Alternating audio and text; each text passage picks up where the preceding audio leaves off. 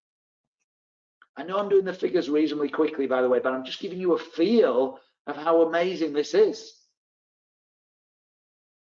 Absolutely amazing. Now we're going to have a break in a minute, just for a few minutes, so you can grab a quick drink, you can nip for a wee. Just type in the chat box for me so I know, is this useful so far? Are you finding this useful? Okay. So, and be, yeah, you use it, descriptive words. Don't just put yes. Is it massively useful? Is it a 10 out of 10? Is it 5-star stuff? Is it a load of rubbish and I'm wasting your time? Just let me know. Let me know in the chat, right? Now, just before we go to break, let me introduce you to Raheem. Raheem did some training with me. So he spent a couple of £1,000, did some training with me. This was him. When I first met Aaron, he'd got one property when he met me, which is a buy-to-let, by the way. And if he would tell you, he didn't buy it very well. It wasn't performing very well. It was okay. Wasn't performing, and he had about 30 grand in the bank. That was it. By the end of the first year, he had 18 properties in his portfolio. Within 6 months of working with me, he'd quit his job. And by the end of the first year, he was on £8,000 a month, which is 100 grand a year. And he sat down with me at the end of that year. He said, you know what, within the next 2 years, I'll be on 30 grand per month, 360 grand a year. Now, I want to ask you a question, right? Which step is the hardest? The first, the 5th, the 10th, the 100th? It's the first, isn't it? The first is the most scary because you've never done it before. It's more fearful to step out of your comfort zone. It's more fearful to try something for the first time. That's why Raheem got my support for that. But he's an action taker. He took learning times action equals results. Write that down if you haven't written it down before, right? Learning times action equals results. So he got my learning, he took action with it, and he got mega results because he took mega action, right? So I'm not promising you can do the same. You can, by the way. Anyone can do what he did. But you can, even if you don't get his results, and you're on 50 grand a year within a year, or 30 grand a year within a year, pretty life-changing for many people. He's going to be on that per month. So I want you to get that anybody can do this. Raheem, if he was sat here, would say anybody is able to do this. Anybody can get this done. Now, we've been spending some time there in the powerful purchase plan, and we've been spending some time there in the simple selection system, okay? And it's all part of, remember, the safe, secure portfolio plan. The safe, secure portfolio plan, because you can do this safely, you can do this securely, okay? Now, I make it approximately, you know, we're coming up towards 8 o'clock. So what we're going to do is let's take a break, but I'm going to start again on the dot at 8 o'clock. I'm going to start on the dot at 8 o'clock and we'll get rocking and rolling at 8 o'clock, okay? So what I'd like to invite you to do is go grab a cup of tea, go grab a coffee, do not disappear, do not log off because you'll have to log all the way back in again. But I'm just going to pause things at my end, okay? I'm going to grab a quick drink as well. And when we come back, we're going to do a deeper dive in this. Now you've got the framework and an understanding of it. And let me just have a look actually at what your comments were, by the way. And see where you are. So shockingly, amazingly, great stuff, very useful. Eyes have been open, great info, mind blowing, interesting. Great. We're going to keep going. Oh goodness me, I like that. Thank you, Karen. Right, I'm going to keep going. I promise you. I love your feedback, so thank you. So when we come back, we're going to do a deeper dive. I'm going to start to put this structure together. You know, how do I do this? What are my 3 steps to get this done? And how can you take those 3 steps and get this done? And we'll really dive into it. So I know you've got so many burning questions. I promise I'll try and answer them all. Remember, you can reach out to my team. They're here to help you. They're available. But yeah, I'm going to say let's take a 7-minute break. I'm going to be back here live in just 7 minutes time. Enjoy your break. I'm back with you really soon for the next step. I'm going to leave this slide on so you know I'm still here. Yeah, really looking forward to taking this to that next level. Okay, speak to you shortly.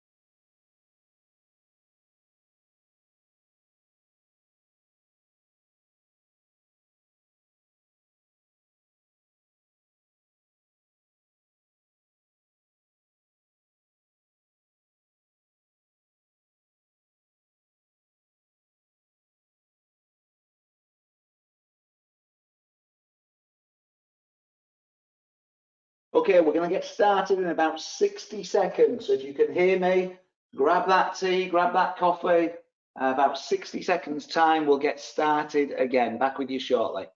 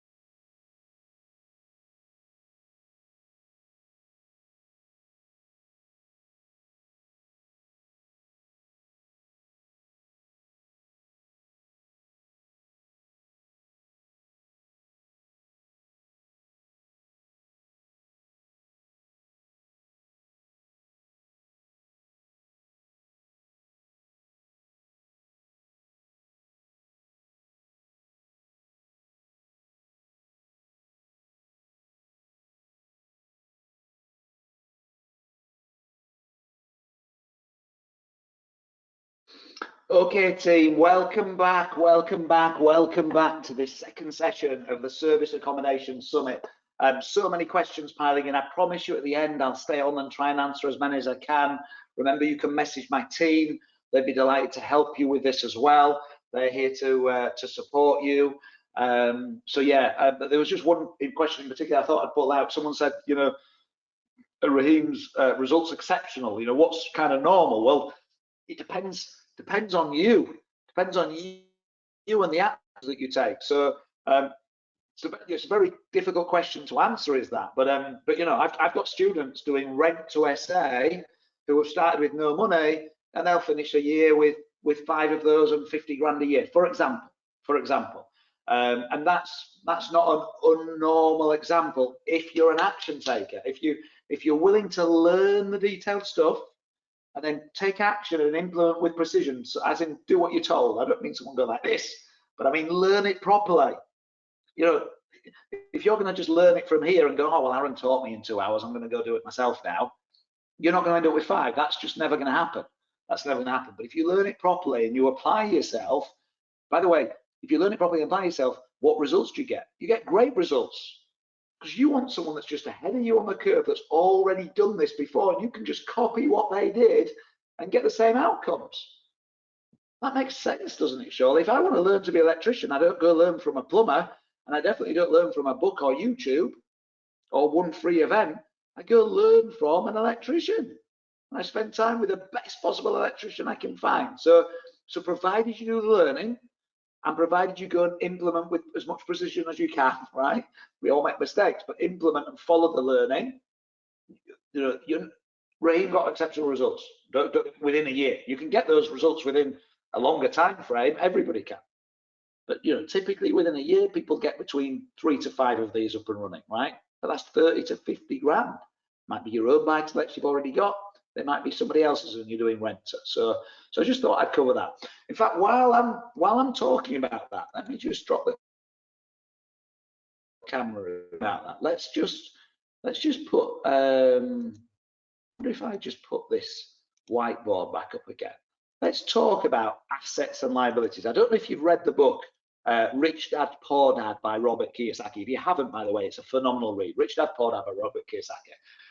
But he talks in a series of books, right? And he talks in those books quite a lot about assets and liabilities. Assets and liabilities. And I was blessed enough that somebody gave me his book 20 odd years ago, and it's what got me started with all of this, right? So if I put the whiteboard up so you can see it, okay, and you'll start to see on here assets and liabilities. Now, let's just have a look at this and start to get a feel for it, right? If I said to you, your car Is your car an asset or a liability? Just for easy, just use an A or an L and just type it in the chat box. Is a car an asset or a liability? An asset or a liability? Just type it in the chat box as quick as you can, an A or an L. Now, of course, a car is a liability. It goes down in value over time, and it doesn't make you money while you sleep. It costs you money, doesn't it? It needs a service, it needs an MOT, it costs you money. It costs you money. Some people go, oh, well, I use it to get somewhere and then I make some money, right? It costs you money, it's a liability, okay? So what about a buy-to-let property? Is a buy-to-let that's been properly bought to the right rules, must buy to the right rules, but a buy-to-let properly bought to the right rules, is that an asset or a liability? Which of those two, an asset or a liability? Just type A or L in the chat so I can see where you are with this and you're getting this. You'll get where I'm going in a minute, okay? Exactly. A buy-to-let property is an asset. It's an asset, okay? You've got money coming in now from this buy-to-let, whether you're asleep or awake, whether you're on holiday or at home, you've got this money coming in and this is feeding you and creating you stuff for you, okay? So we're going to put the buy-to-let on the asset side of this column, okay? So buy-to-let is an asset. So let's think next about, what about your children? Okay, your children. Are your children an asset or a liability? That's a confusing one, isn't it? That's an interesting one to answer, okay? What about your residential property then? Your residential property. Your residential property, I would argue, is a liability, okay? I know it goes up in value and you might make some money out of that, right? But you have to pay for it. Whether it goes up in value or not, you're having to pay the mortgage on it, you're having to pay the running costs, the council tax, etc. So generally, that would be a liability. It's costing you money. It's not making you money while you sleep, okay? What about, last one, what about education, learning? Is that an asset or a liability? Which one? Let's type that in the chat box right now. I'm having a look and seeing what answers people are giving. Is it an A or an L, education? An A or an L, which one? Resounding, absolutely resounding. No lack of clarity on this one, right?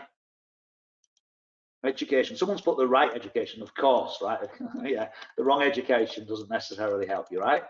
Education, a massive asset, massive asset. Sorry, I was just coming, just a teaching piece I do, it just comes back to what we were talking about just now. I've not planned necessarily to cover that with you at this event, but we need to understand what are assets. You want more assets and less liabilities, right?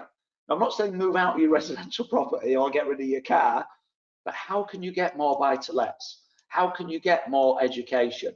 How can you get more serviced accommodation property? Or I'm going to put R2SA, rent to SA. I know it's an abbreviation, right?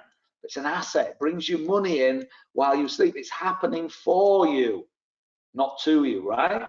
We want to have more of these assets in our life, these assets in our life. And your job, the successful people, what they're good at is finding these assets and creating these assets, right?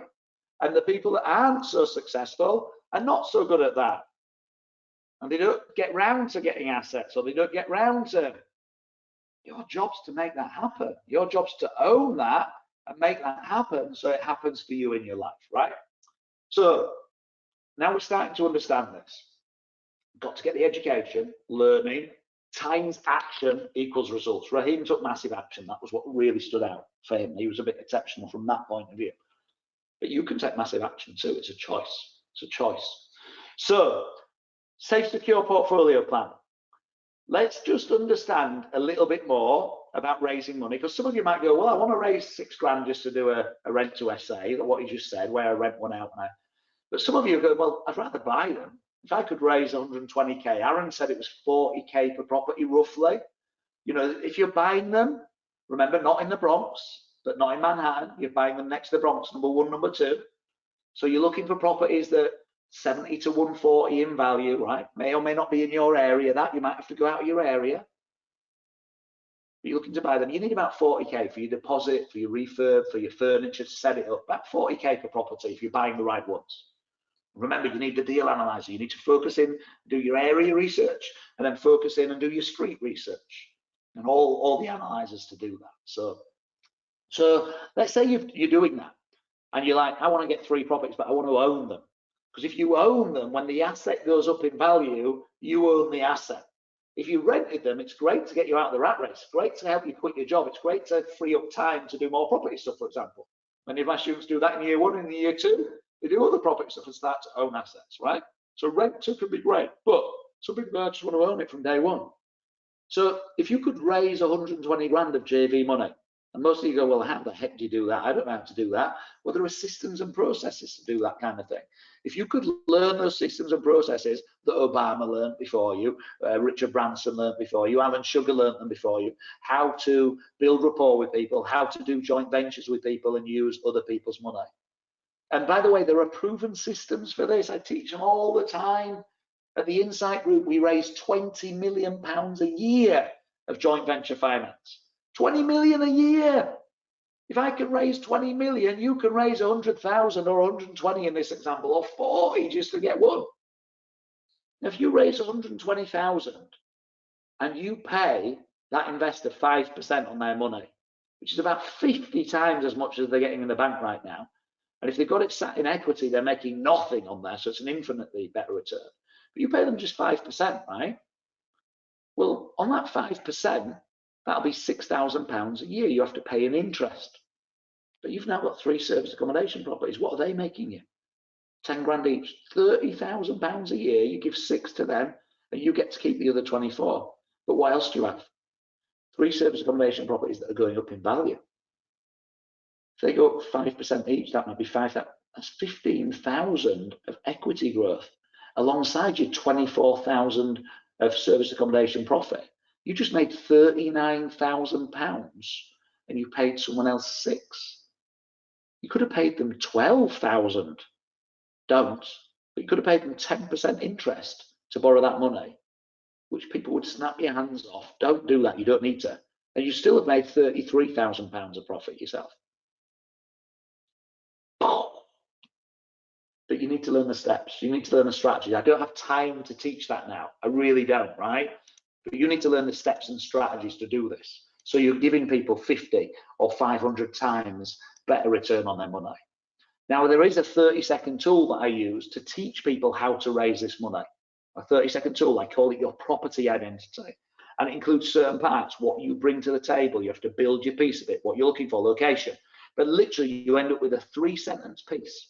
A 3-sentence piece. And I just thought I'd share a couple of them with you. These are ones that my students have used to raise money. I can't do the full teaching piece now, right? But here's an example. This is John. So John takes this and he puts it on social media, for example, on Facebook, on LinkedIn. When he's at a networking event, this is what he says when he meets people. This is his identity. He takes a picture of it, take a screenshot. So he goes, my name's John and I specialize in service accommodation in Leeds. So it's really clear. He does service accommodation in Leeds. Can't be more clear. I've got the expertise and time to turn buy-to-let properties into properties that make £1,000 a month. Now, if you were based in Leeds and had a buy-to-let, would you be interested in what he had to say next? Of course you would. A well-written one of these either gets people to go, yes, me, or no, not me, but one of my friends, or no, I don't know anybody. I'm looking for landlords who would like to get better returns on their buy-to-lets. Yes, me. Do you know anyone like that? So he's looking to do rent too, because people go, yes, me, and then he goes, right, let me explain how this works. And they make more money and he makes more money and everybody's very happy. This was Andy. Andy's done my service accommodation masterclass, okay? And Andy has now got 4 service accommodation properties, but he wanted to own them, right? But he didn't have the money to be purchasing them. He had a couple of buy-to-lets already, but no money to get some service accommodation. He's now got 4. So he's doing my training, he's learning about raising money, and he's like, oh gosh, so tough, this raising money thing. He doesn't want to go out and do it, by the way. If I show hands, lots of you put your hand up and say, well, I'm not used to talking about money, I'm not naturally comfortable with it, it's not what I do, right?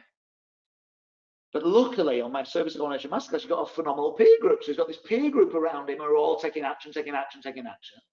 Eventually, he's like, oh, gosh, I'm going to have to take some action too, right? So he's not only got me telling him to do it, but he's got the peer group as well. So eventually, he writes this 3-sentence piece that I've just showed you an example of, right? And I'll show you his in a minute. If you've not grabbed the first one, get your camera phone out, get ready, or your screen grabber, and you can see what he wrote. But he writes this post looking for money. I kid you not, within 60 seconds of posting it, he posted it on Facebook once. Within 60 seconds of posting it, his friend, who he travels to work with 3 times a day, messages back going, yes, me, yes, me, yes, me. Literally, he's been traveling to work with him 3 times a day for however many years, and he never brings it up because we don't talk about money to our friends and family. It's just not what we do. And now the JV partner is his friend, and the friend's over the moon because his money's making more interest, and Andy's over the moon because he can do deals with it. A few weeks later, he goes to a barbecue. This was when the rule of 6 was around, right? So he goes to a barbecue, only 6 people there, but everybody's seen his post. So guess what they do? Normally, you don't talk about property at a barbecue or money at a barbecue, but now they're all intrigued. They're all asking. An hour and a quarter later, he's still talking about property and investing to these 5 other people, and 2 of them are serious. More money to do deals with. This works. What did Andy write? What did he put? This gold dust of a post that he made, right? This is it. Hi, my name's Andy. I specialise in service accommodation in Nottingham and Sheffield. Really clear what he does. I'm looking for people who'd like to safely and securely earn 50 times as much interest on their savings as they do in the bank. Who'd like to do that? All of us. Do you know anyone like that? Yes, me. Yes, my mum or dad, my friend. Yes, this person here. It attracts people to him, and then he can have the conversation. This is Lorraine. Lorraine's on my VIP program. She's an action taker, right? So I teach her this stuff. Within a couple of months, she's posted, she's created a post, she's put it on Facebook. She raises 100 grand, and someone says, just saw my business. This is from someone she went to school with 28 years ago. They were only acquaintances back then. They're not even close friends, just acquaintances, and now they're doing a deal together. She does the deal, they make money, she makes money. He says, do you know what? I sold my business for quite a lot. What if I gave you £500,000? One post on Facebook, £500,000 raised. But you have to do the learning. You have to craft the right property identity for you and then implement it. But raising the money is not the difficult thing. It's the mindset, isn't it? It's getting comfortable to do this. But I can show you the steps. I could sit here for the next hour and show you student after student after student that have raised the money to get this done, that have raised the money to make this happen. And they use this property identity at networking meetings, on email signatures, on Facebook, on LinkedIn, on business cards. Nothing complicated here. And it's 3 sentences with on the end of it, do you know anyone like that? Nothing complicated here. And they go raise money. Now, by the way, there's loads of other ways to raise money too. That's not the only one, but it works flipping well. And if you're doing rent to SA, you can raise it all day long. And if you want to own them, you can also raise it all day long, but it might take you a week or a month or even 3 months. But what's 3 months in the scheme of your life if you get to buy 3 properties you own? Yeah. Whichever strategy you're investing in long term, you want to have all the profit levers there. So you want to own property in your own name long term. That's got to be the goal. If you don't have money now, you can start off with rent to SA, and if you do have money right now, you can take what you've got and run it as SAs to get all the extra cash flow as well as the growth. You just get 3 properties and they make you 10 grand each. That's 30 grand a year, and then each of them goes up 5 grand. That's another 50. You're on 45,000 a year of cash and equity growth just with 3 houses. And some of you got 6, some of you got 10. The profits out of that are crazy. So what's my system to get this done? How does this work if you're wanting to get this done? How do you structure all of this if you're wanting to successfully get this done and successfully invest in property? Let's work through this step by step so you guys get to understand this fully. I want you to understand exactly how this works so you've got everything really, really clear, okay? So forgive me, I was just getting rid of that white screen because we don't need it anymore. So now we're starting to look at the structure. There is a 3-step process that I want you to follow. A 3-step process. First of all, find the right area and then the right house. Second, furnish it. Third, let someone else manage it as much as you can. So this is my simple model to make 12 grand profit with a 2-3 bed house, only 5 minutes a week of your time ultimately. Bit more work at the beginning, but you're going to get it there. Find the right area and then the right house. Furnish it and let someone else manage it as much as you can. And I'll come back to the process and what time commitment there is when you first do these, etc. Right? But let's deal with these. Let's do a deeper dive on these. But I wanted to put that up so you could definitely see it and get a feel for this. Okay. So let's have a look now and start to understand this. Okay. So now we're starting to understand this. Let's dive into finding the right house. Okay. So first of all, any strategy I teach, whether it's family lets, HMOs, holiday lets, service accommodation, options, I have what I call my golden rules. For service accommodation, we have the 7 C's. These rules are in place to categorically make sure that my students and me never ever buy a bad deal. Categorically. You know, I said that we're getting another 50 serviced accommodation properties over an 18-month period. We're already in it. We're already on with it, right? When I trained that team, my team, because I'm not personally doing that, I have a team member that's doing that for me, right? But when I trained them, they watched all my videos on service accommodation, so they understood it. They spent a few hours getting clarifying questions with me, and they're off and running. Why? Because it's so clear on what's a pass and what's a fail. If you can get that laser clarity on what's a pass and what's a fail, it becomes a lot more easy to step forward with confidence, doesn't it? Otherwise, it's scary as heck. Will it make money? Will it lose money? Does this really meet the rule? Is this the right one? So again, I can't do deep dive on any of this right now. Okay, there's over 70 videos and over 70 different documents, and there's so much to cover, right? But what I can do is give you a feel. So let's look briefly at these 7 C's that we use to make sure we only get world-class service accommodation property. The first C is C for capacity. I touched on this earlier, right? But you want to be working with properties that are, ideally sleep 6. I told you, don't go to sleep 8 or sleep 10, or if you're going to check with the local council first to make sure you're not going to need planning and you're not going to need licenses. Okay? So they're 3-bedroom properties or 2-bedroom with a sofa bed. Now, flats, people say, well, what about a flat? Well, if that's a leasehold flat, which most are, you need to make sure that the other leaseholders allow you to run a service accommodation in there, because they may not. And the same if you're going to do rent to service accommodation, you need to make sure the property you're renting, if it's a flat, that they're allowed to do service accommodation in there. They may not allow it. So my favorites, I will do flats for rent to service accommodation. I won't buy flats for various reasons.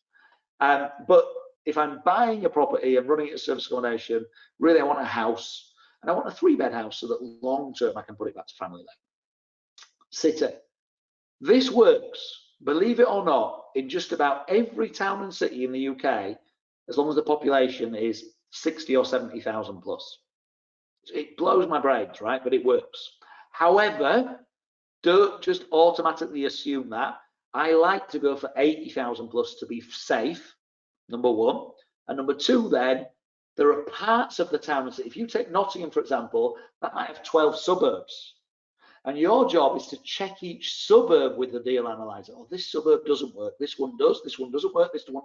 You end up with 3 suburbs that you know will work, and you know you'll get 70% occupancy. That is where the magic happens, because then before you put a penny over the line, you know it's going to work.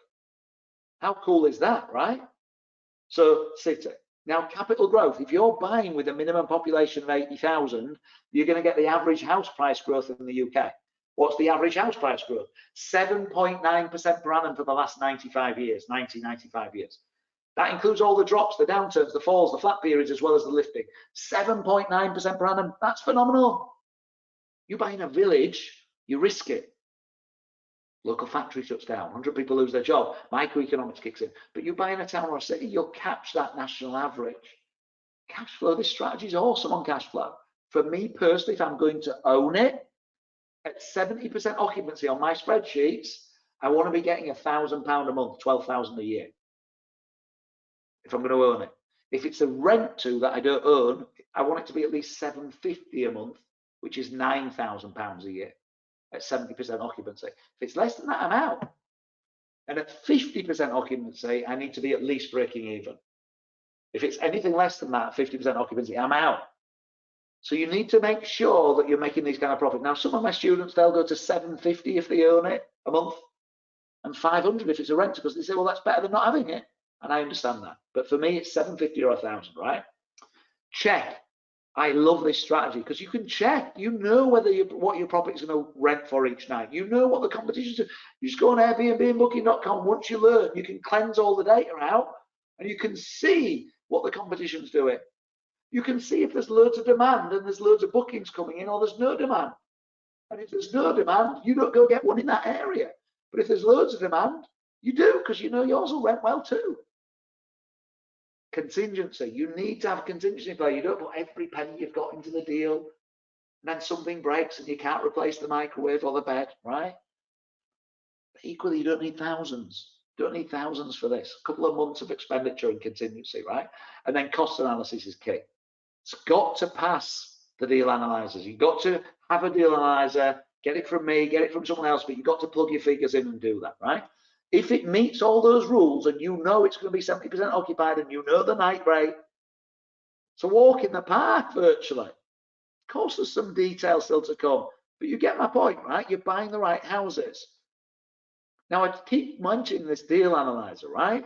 I'm going to let you know a bit later on how you can get a copy of that, how you can grab hold of a copy of that. It's worth, I mean, what's that worth? If that helps you identify the areas and then the towns and the streets, I argue that's worth tens of thousands of pounds. If you go make 30 grand in this year, how many years are you going to do this? Going to live another 50 years? Now, well, that's £1.5 million that's going to make you.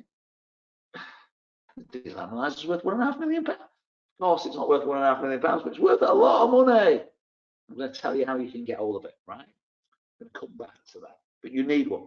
That deal analyzer needs to break down for you how to choose your locations down to those suburbs. It's not, does Nottingham work or not? Does Coventry work or not? Does Manchester work or not? No, the suburbs. This suburb works, this one doesn't. This one works, this one doesn't. Makes life so easy. Then you can set your Rightmove alerts and go, well, I just want to buy in these 3 suburbs. Rightmove, let me know when there's a 3-bed house comes up in these 3 suburbs. Or if it's a renter, Rightmove lettings, let me know when there's a 3-bed house comes available in there. You need your competitor analysis. So you analyze the competitors. You're looking for at least another 5 competitors, same standard of property you're going to have, same size of property you're going to have, all within a mile of you, all doing what you're going to do. And you want to see all their forward bookings, right? And then price analysis. What are they charging in the next couple of weeks? What are they charging in 3 months' time? What are they charging in 6 months' time? With this staycation boom, you look a bit further ahead, right? And then all that drops and does the maths and drops into the deal analyzer, and it goes green or it goes red.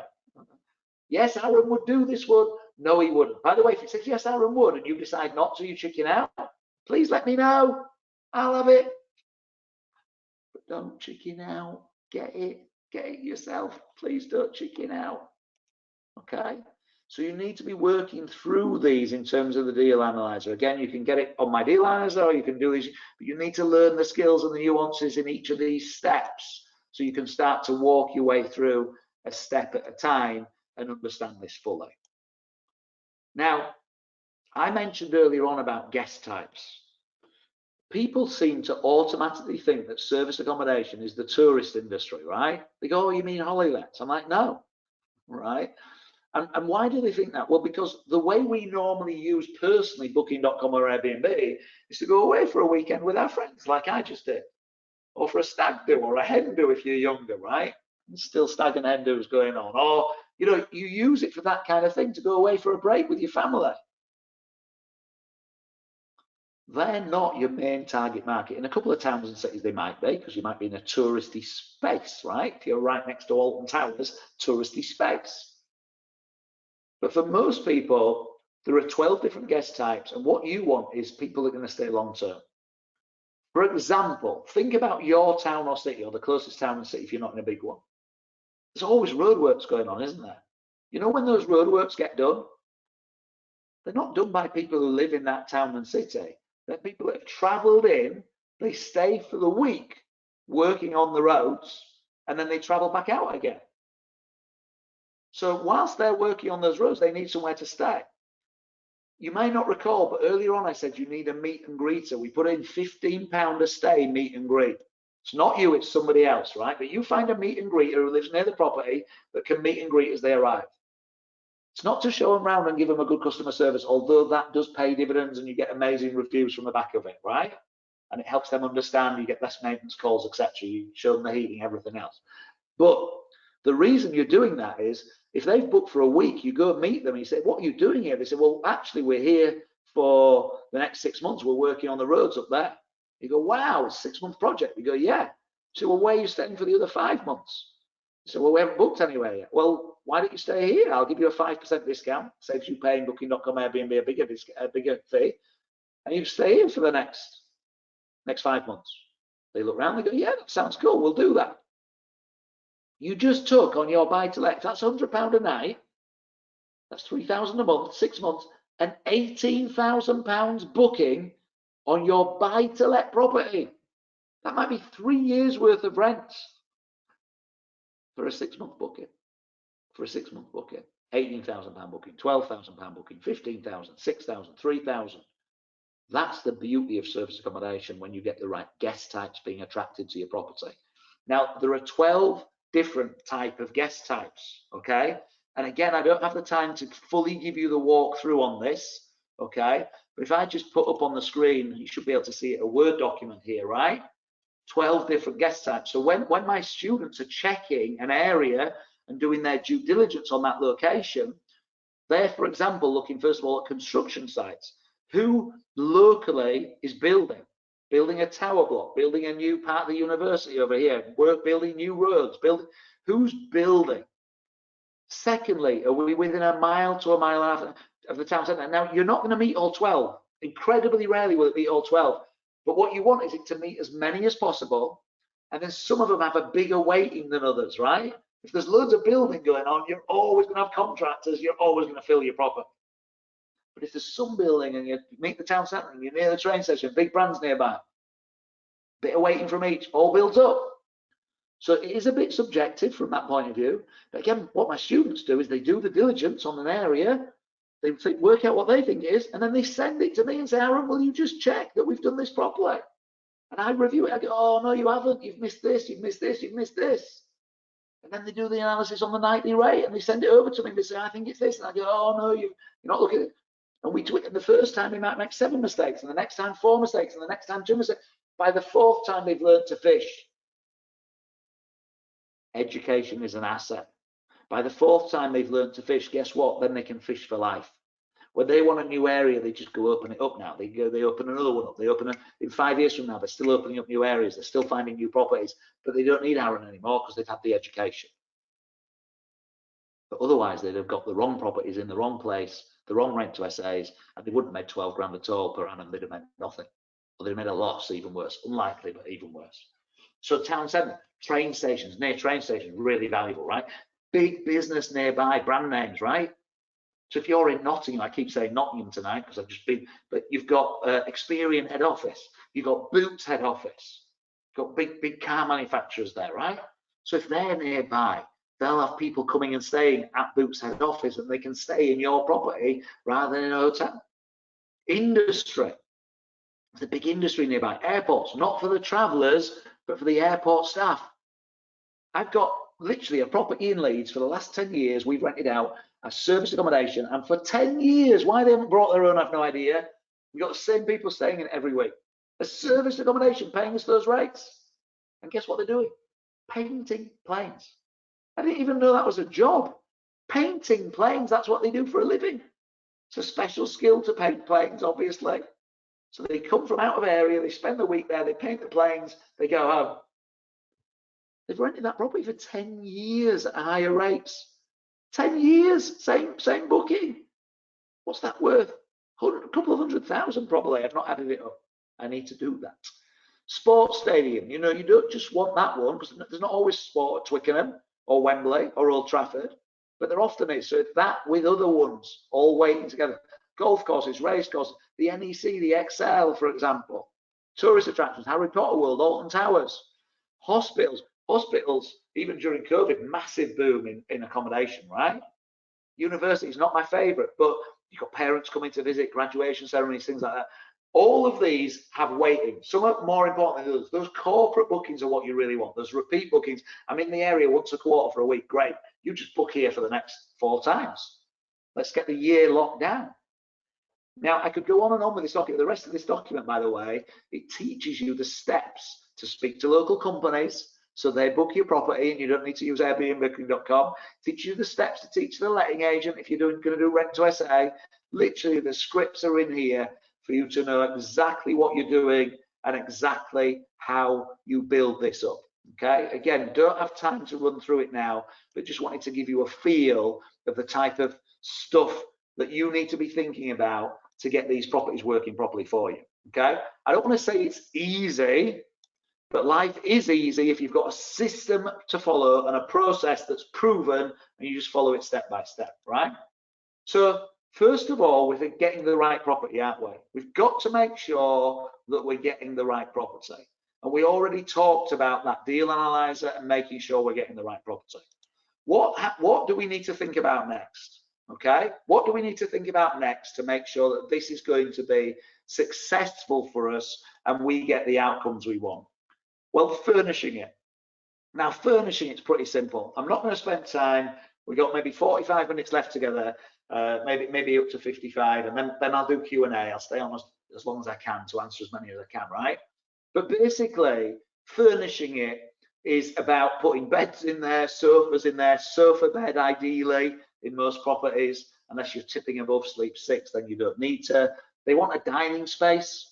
You know, people want to be able to sit, if there's 6 of them, somewhere and eat together. So you need to make sure the property is big enough that it will facilitate that. You know, microwave, knives, forks. You need bed linen, of course, and you need 3 sets because somebody stays, they leave.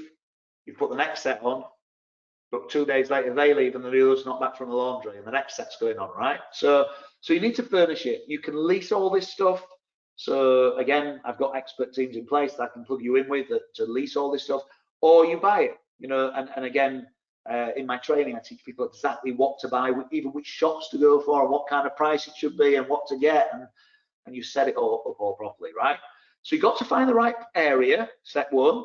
Within that step 1, you've got to then find the right streets and the right houses and set up your system so they come to you automatically. Then you learn to furnish the right one. Once you've cut the deal on the one that you're going to get, you learn to furnish it, and you furnish it correctly. And then what you want to do is let someone else manage it as much as you can. So let me just walk you through this so you understand how this works, right? There are 4 core people you need in your team to run a service accommodation property. When my students join my programs for a service accommodation masterclass and they say, does it need to be local to me? What I generally say is, well, the simple answer is no. I've got students that, you know, their goal is to be sat on the beach in Barbados, managing their 5 service accommodations. They're making 50 grand a year. It means they could quit their job and sit on the beach in Barbados. And they're happy to put the time in them from the beach in Barbados to do a bit of work from there to manage them. You can manage these from anywhere in the world, anywhere in the UK, therefore, right? So they don't need to be local. The only thing I would say is the first 1 or 2, if they are local, it's a bit easier. You can be a bit more engaged with it. You can go, the cleaners are telling you it takes 3 hours. You go find out it takes 2 1/4 because you watch them a couple of times. So you cut that down, that budget, the expenditure. You know, you just can keep your eyes on a few more things on the first 1 or 2. So it's not vital. Mine are all over the place. I don't go to them. So it's not vital, but the first 1 or 2 local can help you build confidence with it as well. Okay. So, but they need to be the right ones. And you want, if you're going to own them, you want them to be between the 70 to 140k price bracket. If you're not going to own them, they're not as important, of course, what the price bracket is. So, but how do we set it up? Who are the 4 people you need so you can do as little as possible on this, okay? But look after it. Now, the first is your booking agents. So your booking.coms, your Airbnbs, there's 20 plus other booking agents out there. You want to be on all of their sites. Now, if you imagine if you were on 20 different companies' sites and tonight somebody books for 3 months' time on a Monday night for 4 nights, but you're asleep or not near your phone and you get a message, when you see that message, are you going to go on the other 19 sites and update them all that now that's been booked? And what if in the meantime it had been booked on 2 sites at the same time? That's going to give you a big problem, isn't it? And you're going to go update them all with your prices, and then you find out Pink's performing in 3 weeks' time. So you need to update all 20 sites and put your prices up because Pink's performing nearby. You know, whatever it may be. No. So what you'll be using is something called a channel manager. You know, £30 a month, something like that. You can set up a channel manager, and the channel manager, you put the data in one place and it squirts it to all of the different sites. So it maximizes up your advertising on as many sites as possible. You program your prices in one place and it puts it into everywhere else. Channel manager magic. And now there's different channel managers. When you've got more properties, you need a more expensive channel manager. When you've got a first 1, 2, 3, 4, you need a pretty basic channel manager, right? But you need to get the right one. The right channel manager, by the way, won't just tell you you've got a booking. It will email your cleaner, let them know. It'll let the handy person know. I'm going to come on to these other people shortly. So you don't even need to do anything. It will email the guests and thank them. It will email the guests a week before they stay and give them the key code. We'll email them 4 weeks out and say, we're so excited to have you coming. Yeah, it can control a lot of this pre-automated emails to take as much admin away from you as possible, right? You get 3 of these, making you 12 grand a year, you're on 36 grand a year. Channel manager managing it all. You can be sat anywhere in the world, okay? So you need the channel managers, you need the booking agents, but you're going to put time in to manage the pricing. You're going to be going, oh, Pink's performing in 3 weeks. Now, I can teach you how to outsource that. I can teach you how. I'm going to teach you how to do it first so you know how to do it. And you might do it yourself for a week, a month, a year, depends how good you are at outsourcing, right? But I'll also teach you within my programs to outsource, so you can then outsource to somebody else. And you have them do it, and you just spend an hour a week just checking, but they're managing your 3, your 5, your 6. I'm sorting it all out, right? The second person you need is a cleaning team. Please, however much I say this, people join and they end up saying, oh, yeah, I've started cleaning. Don't clean it. Pay someone else £12 an hour to clean it and go find another property that makes you another 10 grand a year. Put your time and effort into that, or go find someone that'll lend you the money, 100 grand to get 3 more, like 30 grand a year. So please don't become the chambermaid, but you need to recruit the right people. The chambermaid, the cleaning company, should I say, for your service accommodation, it's not the same cleaner you use at home. They've got a role to play, not just cleaning the property, but if glasses have got broken, they'll go shop and replace them. If a picture on the wall's damaged, they'll just take it down and get another one. They need to take some extra responsibilities. You know, they need to pick up, you're not going to go to this property ever. So they're going to be reviewing it with their eyes and making sure it's back to showroom condition. You'll provide them with checklists. You'll provide them with photos of, even down to, here's the sofa, this is what the cushions should look like. You'll give them a photo of exactly how you want it resetting each time. It's their job. Have you ever stayed somewhere, right, and you put the TV on and it's in Polish or Russian or French or Spanish because the previous guest speaks a different language, so they changed it. But you have no clue how to change the settings, so now you can't watch TV for the next few days. That drives you mad. That should be on the checklist. The cleaner should have checked that. They should have changed the settings. They should have put it back, right? So you've got your cleaning team and your booking agents, right? Third, your handy person. Your handy person, absolutely key. You don't want them ringing you on Saturday night at 10:30 when the heating's not working, or Monday at 10:30 for all matter. You just don't want those calls. The phone number they have is that of your handy person. They ring the handy person. They say, I've got a problem with this. 50% of the time, the handy person will sort it over the phone. Well, have you turned this dial down? Oh, yeah, I have. Turn it back up. Oh, good, it's working. My shower's not working. Have you turned on the electric shower? No. Turn the switch on. 50% of the time, they'll just sort it on the phone there and there. The other 50, they might need to go out. You pay them a reasonable call out fee. They go out, they sort the problem. Part of that 50, they can't fix, so they get the joiner in or the plumber or the electrician. I'll teach you how to build the team, right? But the first call goes to the handy person that knows the property well. And then they call in the relevant expert team. But that's a team you've given them and told them to work with because you know they're world class. And you want world class people working on your properties, right? And then who's the fourth person you need? Your what I'm going to call PA, outsourced communication, right? These days, for $4 an hour, that's like £3 an hour, you can pay somebody in India, Pakistan, Thailand, Philippines, all over the world, many parts of Africa, great English-speaking people who love clients, love serving them, and they'll look after them like crazy, far better than you would, and it costs you £3 an hour. So they call them when they booked and go, amazing, you've booked. And they call them 4 weeks out and go, we're so excited to have you come. Here's the manual. Do you need anything else? And they drop them a text.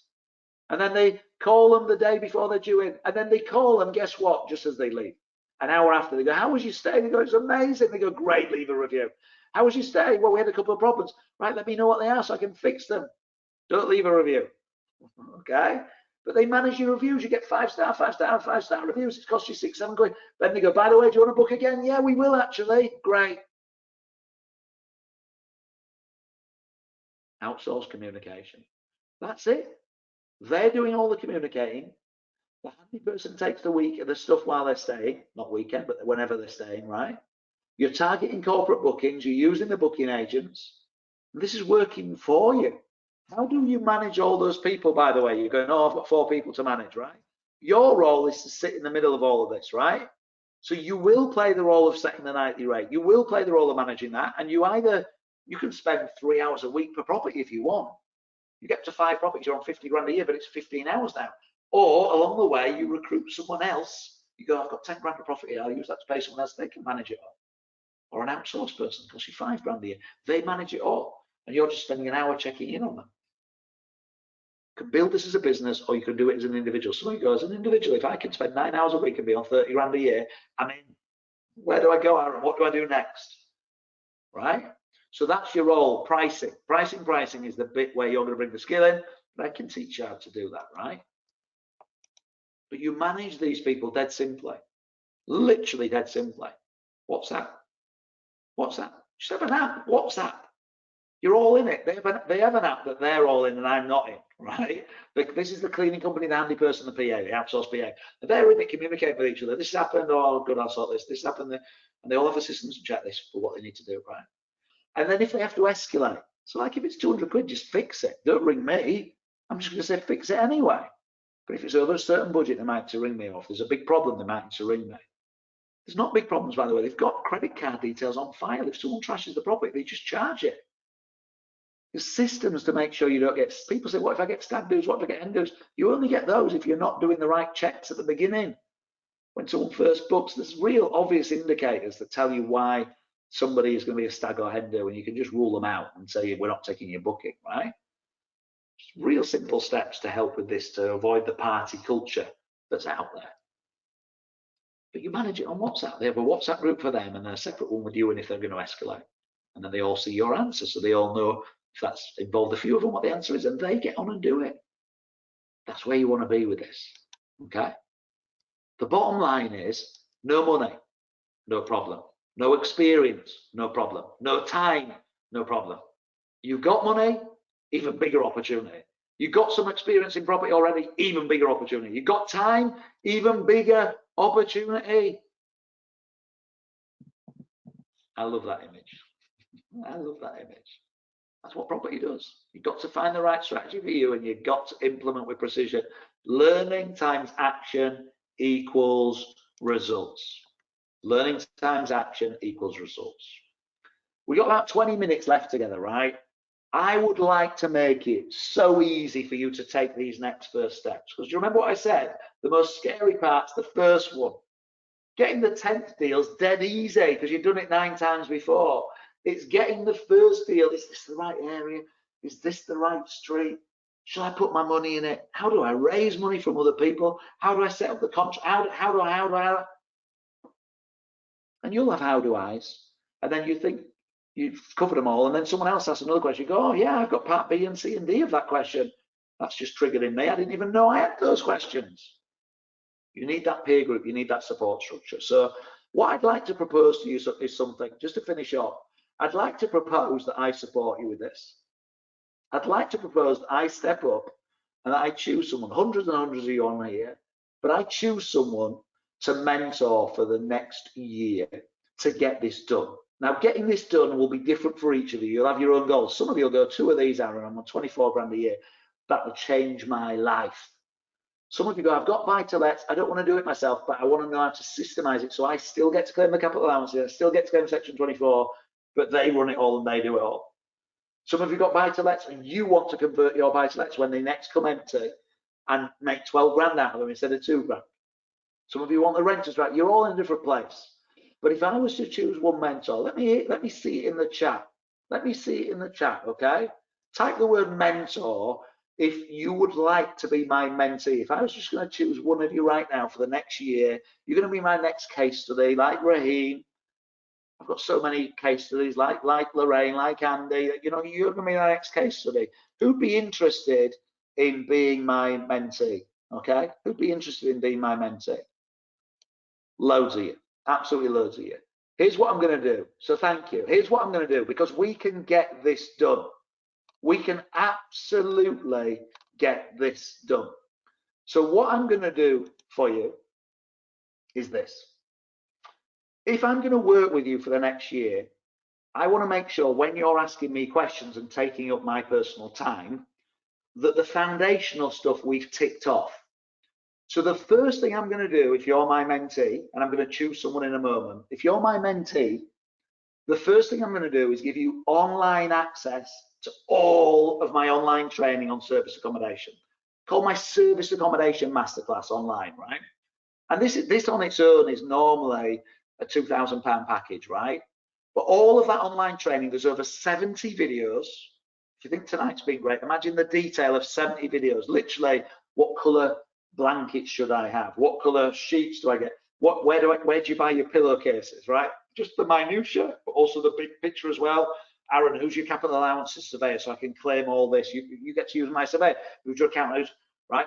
But you get the 70 videos, and there's about 70 documents that sit in there with it as well, right? My service accommodation masterclass. So I'm going to give you access to that first of all, and you're going to go through and watch all of that. So you understand this inside out and back to front and always but Sunday. And once you've gone through and mastered all of that, then we can start to work together properly. While you're watching it, by the way, under each video, you can ask me questions, and I'm personally going to type the answers. So you're not instantly, I'm not just sat waiting for you, but every couple of days I go on and I type all the answers, right?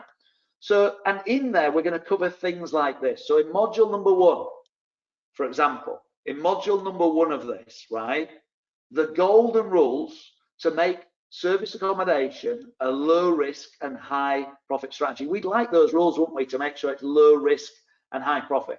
How to measure demand and spy on your competitors so you can confidently transform your buy-to-let houses and flats into mini hotels. The 12 guest types in detail to enjoy 80% plus occupancy rates. 70% is the target as a minimum, but we want 8% plus. The yes or no questions you must answer before launching your first service accommodation unit. This question guarantees you'll make money from day one, right? In module number 2, how to furnish a service accommodation to maximize bookings and reviews without breaking the bank. The £100 item that gives you 100 times the bookings in your first year because it attracts a lucrative guest type. That's 10 times the bookings. Apologies for that slide. 10 times, but 10 times pretty cool for 100 quid. Why you must buy zip link beds if you want 3-month or longer bookings. What the heck's a zip link, you say? It's covered there. Why buy a sofa? Why buying a sofa will lose you £1,000 per month or more. Right, module 3, how to buy an amazingly profitable service accommodation with other people's money. So even if you've got money, it'll run out at some point. You want even more, right? How to build your property empire with other people's money and still own 100% of the house. People will lend you the money just for interest. Rent to service accommodation secrets to jump on the short stay travel revolution without buying a house. Commercial finance secrets to buy a house with your savings, get all your money back 12 or 24 months later. In module number 4, I'm going to teach you the booking secrets of Airbnb, Booking.com and other online travel agencies that keep your houses filled every month of the year. You want to rank top, not bottom. You want them to book yours, not somebody else. How to reduce your booking fees by 15%, secure longer bookings and get better reviews. The secret lies in an overlooked way to market your accommodation. How to reach 80% of the families and business travelers with just one website. How to outsource 98% of the booking and payment work for just 20 or 30 pounds a month. That's module 4. In module 5, I'll teach you how to manage a mini hotel with only 4 hours a week of your time. How to offer personal meet and greet services for £12 a month. The 3 key players in your service accommodation team, they win the game for you while you manage the process from your mobile phone. We touched on it, but the checklist, the processes, everything, communication checklist for your staff and guests to make sure you run a well-oiled machine. In module 6, I'm not doing this justice, but I want you to understand it's all in here. The right short stay business structure. So we haven't talked about it. How do you set up? Is it in your own name? Is it in limited company? What's going to protect you? What's going to make you the most profit? What about VAT? Don't need to worry about that till you've got 7 of these babies, if you know what you're doing. If you don't know what you're doing, you get to the 3rd and VAT kicks in. How do you claim your capital allowances? How do you plug that in with your current accountant. Do not go to your accountant to do that. They'll claim 5 or 10 grand when you could be claiming 25 or 30. Remember, my capital allowance is a 100% success rate. The specialist property accountant that can set up your service accommodation property in the right structure for you in an afternoon. Module 8, how to avoid Section 24, make your property income tax free for the next 36 months or longer. It says 12, right? Double the money you put in your pocket without increasing your prices or your bookings with these tax secrets. The step-by-step process to legally pay no council tax or rates on your first property. How crazy is that? Don't have to pay council tax or rates. Right. How to rent a house as a service accommodation legally, safely, and profitable. Whether you've got the buy-to-let and you want to rent it out to somebody else so you can claim all these things, you need to know how to do that and what they're going to do. So you need to understand the other stuff, right? How to solve the parking problems, avoid arguments with your neighbours, the legal loophole to run a service accommodation in London for more than 90 days. What insurance do you need for a service accommodation? Where should you go for the best cover at local price, and more? You get all of this in my service accommodation masterclass, so you can confidently buy a house or use your own or rent someone else's with other people's money and turn it into a £12,000 cash machine. And then the choice is just how many of these do I want, because getting the first is the hardest. Then you get the second, it's a bit easier. Third is a bit easier. By the time you get to the fourth, it's really easy. You've done it before. You're also, by the time you get to 4, you're on 50 grand a year nearly. That's a life-changing amount for most people, okay? The service accommodation secret's here to make £1,000 monthly cash flow from houses you already own. What I need you to be able to do is be able to check an area with these, be able to check a street and a deal with these, a specific deal, know a deal will work before you put your money over the line, so you always make profit. Follow step-by-step guides to recruit and manage all the people you need. You need to know how to do these things. Work with world-class team. You get my team. I'll come back to that because you're my mentee, and it makes your life so much easier, and benefit from all the massive financial advantages of service accommodation. If you like the idea of all of that and you want to be my mentee still, just put the letter M in, because I'm going to pick someone in just a moment. Put the letter M in the chat so I can see that you want this, okay? I want to know that you're hungry for it, right? Here's what I'm going to do. If you're my mentee, you're going to get all this online learning, so we master it, right? We nail it, absolutely nail it. You know step by step what to do. But knowing just the learning doesn't help you take the action. I've learned that. I need to support you to take that action and give you some accountability as well. You know, so you need training, support, and accountability. So here's how that's going to look, right? In terms of the support, I've got an unbelievable offer for you. An unbelievable offer. One of these properties will make you £10,000. I ain't going to charge you £10,000 to be your mentor. No, I'm not going to charge you that. I'm not even going to charge you £5,000. Let's say it's 2,995, right? So just under 3 grand to do this with no offers. I'll come back in a minute on that, right? Let's say it was 3 grand and you just got one of these that make you 10 grand for the next 3 years. That's 30 grand for a 3K investment. But that one will give you the peace of mind to get another and another, and you've got 5 now. You just made 150 grand in 3 years, or 150 grand in 10 years. Is that worth a 3K investment? Something that you've learned for life, an asset that you now have? 2,995, okay? So here's 50 grand's worth of support bonuses to get this done. You're not going to be my mentee and not get this done. That's embarrassing for you and embarrassing for me. So I'm going to support you till this is done. First of all, I'm going to give you 12 months. Let me just have a look at how many people put M in, by the way. Just let me go look and check before I carry on. Okay, who wants to be mentored? Who put M's in? Right, cool. Right, people come saying I'm in. Awesome, awesome. I'm in. I want this. Mentee, please. Okay, Jerome, I love it. Jerome times Aaron equals results. He's moved my formula. Right. There's loads of you. There's loads of you that want this. Here's how it's going to look, right? You get all the online learning. Then what we're going to do for the next 12 months, you're going to be able to email me whenever you want. You can email me 10 times a day. You're going to send me, I've done my location review, Aaron. Can you study it and tell me what I'm getting wrong so you learn to fish? You might tweak it, and then I'm going, yeah, you've learned to fish, brilliant. And then you send me deals. You'll go, shall I get this deal? No, you've missed this and this and this. Shall I get this deal? No, you've missed this. Shall I get this? Here's my deal analyzer. You've missed this and this. Now you've got it right. What about my price per night? We're going to tweak everything. You're not going to put your money on the line on a deal unless I would happily put my money on that same deal. You can ask me any question, and then you go, I need a mortgage. I'll help you with that. I need the contracts. I'll give you those. Anything you need, you can, as long as it's property related, you ask me any question you want for the next 12 months on email.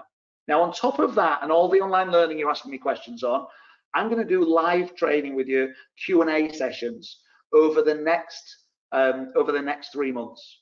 So while you're learning, while you're taking all this learning in, you can have loads of questions like you've had tonight, right? How's this work out? What's the distinction here?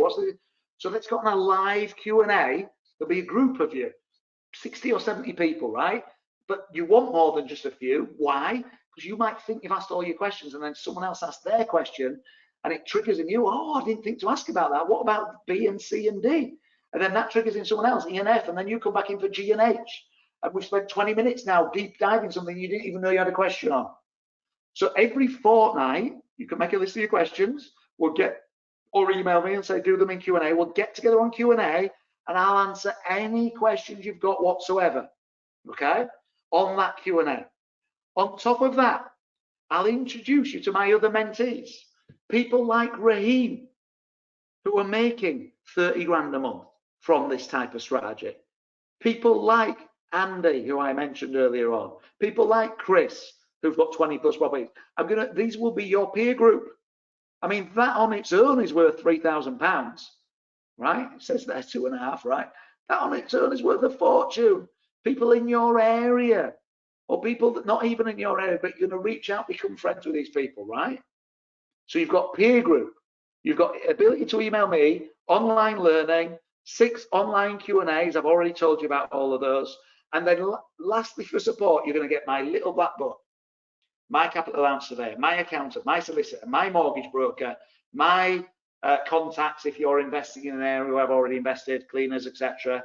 If not, my systems to find those people, or peer group that have already found people in those areas. All of that, I've spent 20 years building that little black book of contacts. They all become yours. Refurbishment teams, electricians, plumbers, handy people. You might use them for other properties you've got, because I'm going to help you with your other property questions, not just service accommodation. If you've already got buy-to-lets, I'll answer questions on those. You can ask me any property question you want. And then an online document store. But I have 60 people working for me. We've got every document under the sun. We've got buy-to-let documents, family lets, HMOs, options, service accommodation, holiday. Every document you're ever going to need is in that ultimate document store. There's over £40,000 worth of documents in there. There's joint venture agreements I've spent over 2.5 grand on. You get for free as my mentee. You're not going to fail. We can't have you failing, right? Finally, online learning again, over 60 hours of content on the 10 core areas you need to master to an 8, 9, 10. I don't know if you remember at the start today, I said if you can master these 10 areas to an 8, 9 or 10 out of 10, and then you take action with them, I can almost guarantee you'll get financially free. So that includes all property strategies. It includes the downsides as well as the upsides. It includes how to value a property, includes the 5 biggest threats, includes it being tax efficient. We have a separate package called the Property Tax Masterclass. We sell that for 997 quid. I mentioned it earlier. We're going to give you that as a freebie as well. You know, so you've got over 200 hours of online learning here, all included in this package. Then I'm going to invite you live to train with me live in person. So you've done the online learning, you've started to take some action, and then you get in a live event room with me and we spend 2 full days together. Small, I mean, that's a big room on the screen there, but I'm talking small intimate room, 50, 60 people, something like that, right? Because you need enough, so there's enough questions, so you learn from everybody else if you want to meet the peer group. But you can ask me in person, you can grab me in the break, you can grab me at lunchtime, grab me at the end of the day. We even go for a meal at the end of the first day together. My team are there, my property experts are there, right? We're all eating together. So live in person. You don't need to do that. You can do it all with the online learning. You can do it all with the online learning and never ask me a question. But all of this adding value, right? You're my mentee, we're getting this done. And then, if you've been around me, you'll know normally partners pay, they do get a discount, but they pay another 25 or 50%. I want to make this an unbelievable no-brainer for you. So if you've got a partner, I want you to kiss them on the door on the way in, so I know they're your significant other, right? It's not some random stranger you just picked up tonight. So your significant other, or it's somebody you're in business together, you're doing this within business, I'm going to let you bring them along to everything I've just said for free, for nada. They can have all the online videos, their own logins, because you mark off what you watch, so you don't want to confuse each other, right? They can attend all the Q&As. They can come to the live event with you in person for 2 days. They get all my deal analyzers, all my spreadsheets, all my training, everything. All the Property Coaching Academy as well, the 60 videos, right? All of that your partner gets as well. And if you don't have a partner, it's just a nice bonus that you can give to someone like that. Finally, imagine having all that online learning, but after a year I took it away. And in 18 months you go, I'm sure he said that, but did he? That happens all the time, doesn't it? Most people don't even give you the online. So after the 3-day event or 2-day event, you can't remember what to do and you get stuck and you stop. We've all done that before, haven't we? Attended an event, thought it was great, and then we got stuck. Imagine having all those online videos for life. Whenever something changes in the industry, which it does, I'll update them.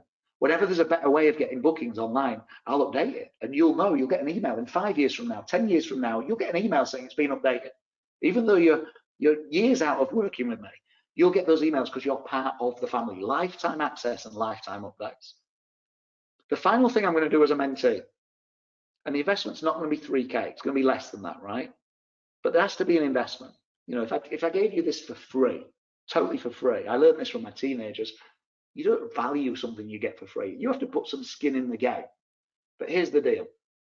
The skin you need to put in the game, write it down if you want. 1995 plus VAT. That's for you with your +1, lifetime access, everything I've covered. I'll summarize in a bit. But I want to put my money where my mouth is, right? If you come and work with me, as long as you do what I teach you, and there's nothing complicated here, and you go take action with it, if you don't take £20,000 of bookings in your first year of trading, £20,000 of bookings, as long as you follow what I've said and follow my systems and processes, I'll give you all the money back. Every penny, because I know this works. So you're either going to invest 1995 plus VAT and get all your money back, and have learned shed loads in the meantime anyway. If you've enjoyed my company so far, which so many of you have, hundreds of you have, you can get shed loads out of it. Or 1995 and you don't get your money back, but you're over the moon, because I'm guaranteeing my worst student will make 20,000 of bookings. You want to be targeting 3 properties, 25,000. You know, in the next year, let's say you go for 3, run of the mill 3, 75 grand of bookings. Really, I want you to get 4 or 5, and then you'll be on like 125 grand of bookings and 50 grand of profit. But there's a guarantee in black and white. Take a picture if you need to. You take 20 grand of bookings, or I'm going to give you all your investment back. So here is the link that you need to go to right now. And if you've been around me before, some of you haven't, I love no-brainer offers, right? So you want to go right now. There's the investment you need to make. It's 1995 plus VAT. But go to that link, and then I'm going to finish off this offer with a couple of blow your brains offers, right? www.theinsightgroup.co.uk/SA.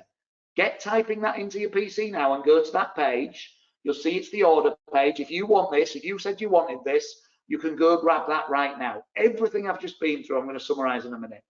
And this will allow you to jump on a booming property trend and make £12,000 of profit from just one house, with £50,000 plus of bonuses included. Why? Because I want you to get this done. I want this to be a no-brainer. I want you to get this done. If you just get one property that makes you £12,000 in the next year, that's easily covered the investment, and then you've got the knowledge for life. If you've got half a property, you can't get half. But if you've got half, covers the investment. Get a quarter. Honestly, it's a no-brainer. 1995 plus VAT. Here's everything you're going to get, and then let me finish off this offer to totally blow your brains, right? I think it's the first 12 of you are going to get this special extra offers that I'm going to come to, right? So here's the summary. So if you want to take a screenshot or a photo, let me get my face out of the way, just in case my face is blocking your vision. I don't think it should be, but if my face is blocking your vision, let's close my face off. There's everything included right now, right? So if you want to take a screenshot or a screen grab, you're getting my service accommodation masterclass online, over 70 videos, that is normally 1995 plus VAT on its own, just as a package on its own. On top of that, I'm inviting you to a live 2-day event, which is also normally 1995 plus VAT on its own. On top of that, you're getting a second place to that. So that's like 6 grand's worth of training already. You've got the Property Coaching Academy worth 997. You've got the Property Tax Masterclass, isn't even on that sheet, worth 997, all the tax stuff that I teach. So that's now 8 grand's worth of training. You've got 6 fortnightly Q&A webinars with me over the first 3 months, 800 quid. You've got 12 months email mentorship with me worth 2.5 grand. You've got full unlimited access to the ultimate document. So every document you're ever going to need to do this strategy, every checklist, every process, how to recruit people, how to train them, how to set it up so it works without you, £40,000, how to refurbish a property. It'll help with all your other strategies as well. You've got peer group. I mean, that on its own is worth the investment. Being around like-minded people ahead of you on this curve who've already got it done. My little black book of property experts, priceless. Lifetime access and updates, priceless. And your partner can come for free, priceless. I could say the package is priceless, not 50 grand, but you're getting it for 1995 plus VAT. www.theinsightgroup.co.uk/SA. Now, this off, right? I want to see from you if you are loving this so far, but you want me to make this an unbelievable no-brainer. Put in NB. That stands for no-brainer. If you want a total and utter no-brainer, put in NB.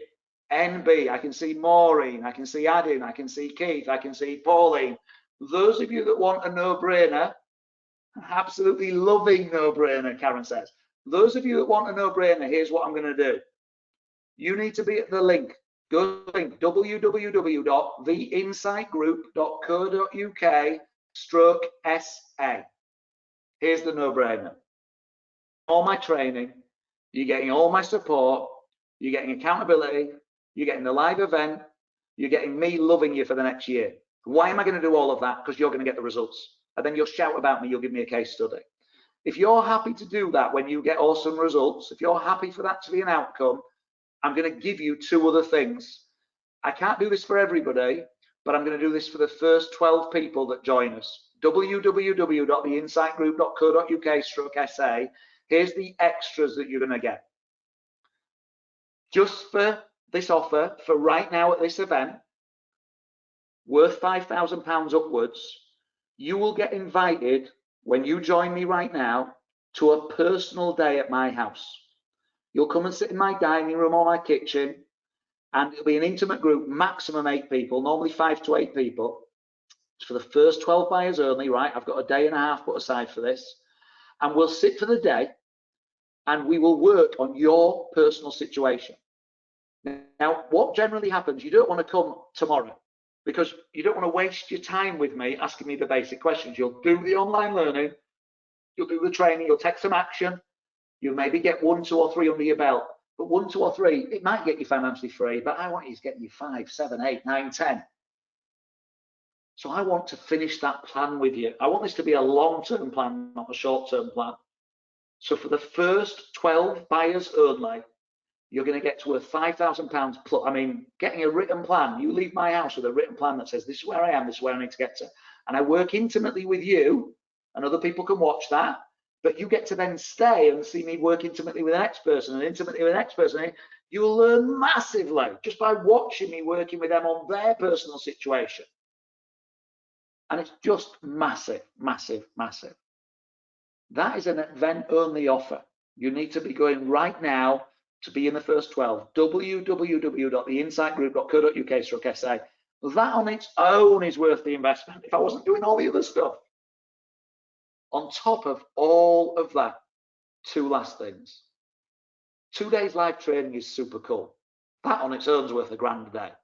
But I'm going to give you an extra 3 days of live training with me. I have a program called The Secrets of the Millionaire Property Mind. You and your +1 can attend it. It's a virtual event, so it's not live, this one. The other one's live. But these 3-day virtual event, I cover family lets, holiday lets, property sourcing, raising money, the mindset of investor, the secrets of the millionaire property mind. 3 full days. It says the first 10. I'm going to give it to the first 12 people that sign up today. You're going to get that as well. So you're going to get the day at my house. Those tickets are normally £2,000 just for 1 ticket at that event. You're getting 2 of those tickets, as well as the day at my house, as well as all of the original package. Finally, I'll show you how to make this all tax efficient. If you're a 40% taxpayer, I love tax efficient. Not only are you going to claim capital allowances, avoid section 24, I'm going to show you how you make your investment with me, but then you'll go to the tax person when you submit your next tax return and you will claim circa 800 quid of that back, 40% taxpayers. Or 20% taxpayers, you can't claim quite as much back, but you'll claim £400 back off your next tax bill. I'll show you how to do that. So in effect, you've ended up spending 1197 plus VAT. Is it worth 1197 plus VAT to get the asset of this education? To get the asset of being able to build a service accommodation portfolio, to get the asset of getting this 100% done with a money back guarantee that if you don't take at least 20 grand of bookings, so that's one property full, if you don't get at least 20 grand of bookings, then you get all of the investment back anyway. Is it worth 1,200 quid to you if you are a 40% taxpayer, or 1,600 quid for everything I've just said? So let's just finish this off. Let's just put this slide back up. But I want to just ask you, what if you only bought one service accommodation property, or rented one that made you £10,000 per annum with none of your own money, all using somebody else's money? Would that have been a good investment? And an investment in your brain that you'll have for life. Now, what if you don't do it now? What happens if you go, oh, I might do this in 3 months, I might do this in 6 months? Beyond the obvious, if you don't get the day at my house bonus, you can buy the package from the team later on if that's what you want to do.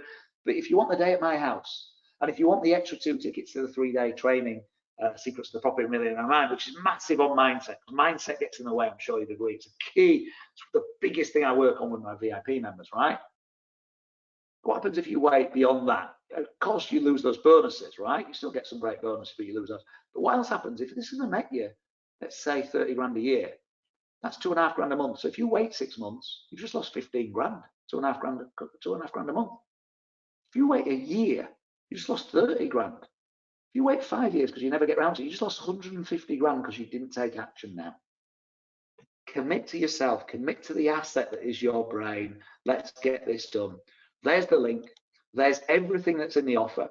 In just a moment, by the way, I'm going to take a short break. I'm going to grab a drink, and then I'm going to go to Q&A. I'm going to answer any questions that you have got. If you want to be my mentee, you need to be going to that link right now. That is the investment. That is the investment you need to make. I'm not going to give you this for free. You need to commit, but I will personally mentor you for the next year. You're going to get a personal email from me in the morning, and I'm going to invite you to email me back and tell me where you're at, what time do you have, what money do you have, what experience do you have. Might be 0 on all of those, it might be loads on them, and then I'm going to build a plan with you and we're going to get to work. And you can email me as much as you want for the next year, as many times as you want. You can jump on the Q&As with me for the next 3 months. You can watch the online learning, all the 70 videos, as well as another 200 hours worth of videos on the other topics as well. www.theinsightgroup.co.uk/SA. You want to be going there right now to make sure you qualify for the day at my house, and the 2 tickets to the Secrets of the Property Millionaire Minders bonuses, on top of coming to the live in-person training for 2 days of the serviced accommodation masterclass. All of it tax deductible when we show you how. So I'm going to grab a very, very, very quick drink, and then I'm going to make sure I answer all of your questions. So I'll just allow people to move to that place. Now, by the way, that my team, those of you that have been texting with my team should have sent you also the link. So they've sent you a text message with a link on it. If you've got questions about the offer that I've just made, and you just want to check with them and go, can I just check this before I go to the landing page? Or I'm just on the landing page, before I click buy now, can I just check with you that this is going to do what I think it's going to do? Just call them. They'll answer the phone now. If they're not answering the phone, it means they're on the phone to somebody else. So if they don't answer the phone, then message them and say, please call as soon as you're free. I want one of the 12 spaces, right? And if you call them or reach out to them, they'll get back to you this evening. They'll talk to you right now so you can claim one of those 12 spaces. So just reach out, give them a call. They're here to help you, okay? A couple of the early questions that have come in. I'll just grab my drink.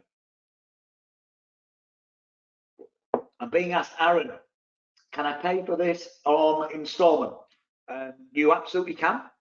So you can split it into 3 installments if that's what you want to do. So when you go to that landing page, You'll see the offer all written out, so it's really clear what you're getting. You'll see the personal details you put in. We've got those, but you put in your personal details, email and stuff.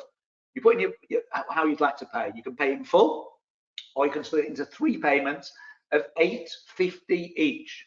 $850 now, $850 in 30 days, $850 30 days after that. Now, I just want to flag, if you add that up, it's about an extra £100, £150 to pay on instalments. So if you can afford to pay it in full, it's financially better for you to pay it in full. But equally, everyone's different. So if you want to pay on installments, that's absolutely fine, no problem as well. And you're paying the first installment now. I don't hold back. So once you've paid that first installment, you'll get instant access to everything.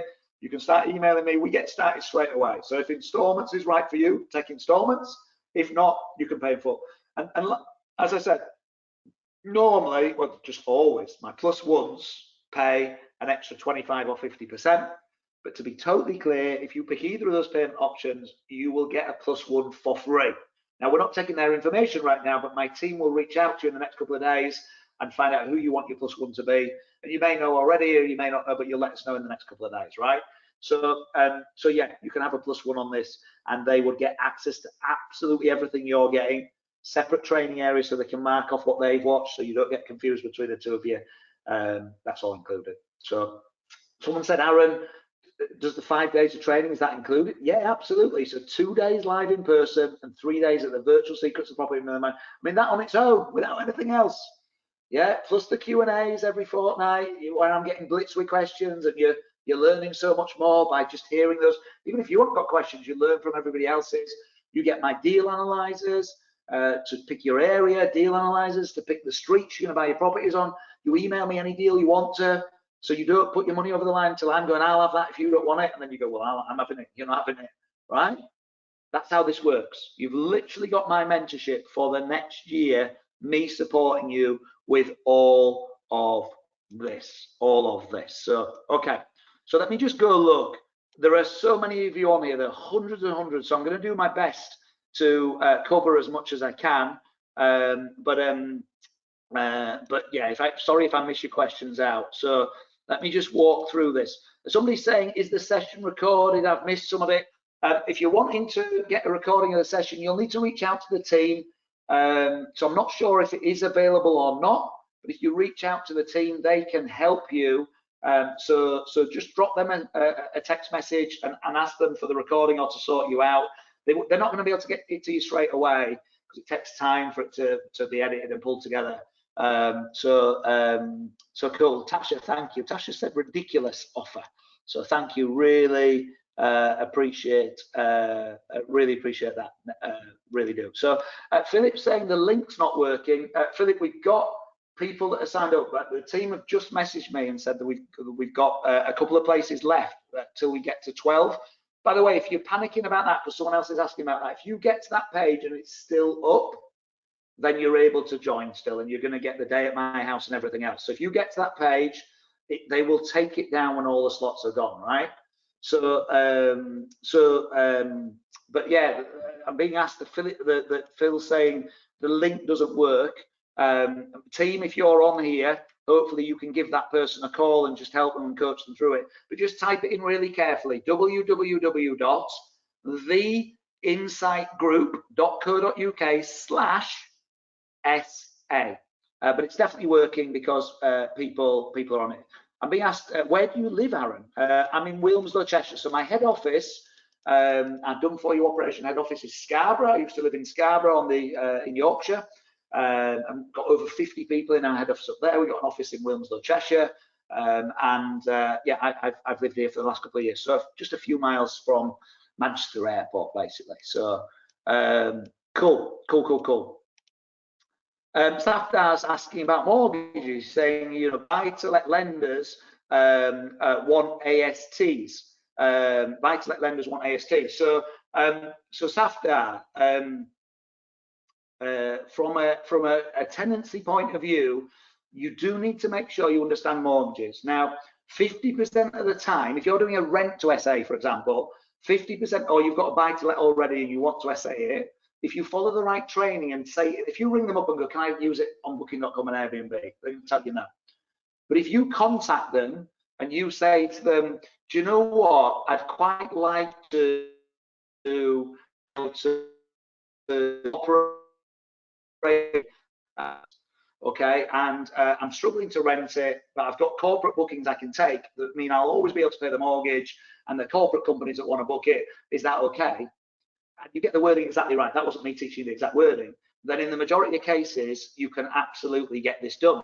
That, you know, there isn't a problem, and you can get this done. So so what I want you to understand is you need to learn how to approach the mortgage providers, and then long term, if you're going to do it long term, you absolutely will switch to a service accommodation provider if you're going to do this long term.